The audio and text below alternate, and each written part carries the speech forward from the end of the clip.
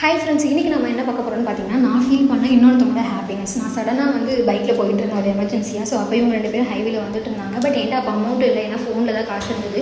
Just pray பண்ணிக்கிட்டேன், Jesus இவங்க பார்த்து போகணும் சேஃபாக அப்படின்னு சொல்லிட்டு. அதுக்கப்புறம் நான் ரிட்டன் சென்னை கிளம்புது. நான் வந்து ட்ரெயினில் தான் இவங்களுமே வந்திருந்தாங்க. பார்த்தோன்னே எனக்கு ரொம்ப ஹாப்பியாக இருந்துச்சு.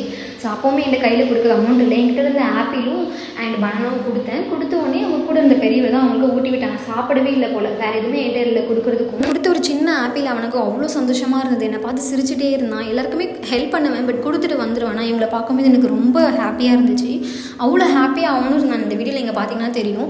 அதனால் நீங்கள் கோவிலுக்கு போய்ட்டு எவ்வளோ பண்ணுறீங்க, பட் இது மாதிரி இல்லாதவங்களுக்கு உங்களால் முடிஞ்ச ஹெல்ப்பை அடுத்தவங்களுக்கு பண்ணுங்கள். நான் நிறைய டைம் பார்த்துருக்கேன், அந்த காரில் போகிறவங்கலாம் வந்து காசு சில பேர் கேட்டால் வயசானவங்க முடியாதவங்க அப்படியே க்ளோஸ் பண்ணிவிடுவாங்க.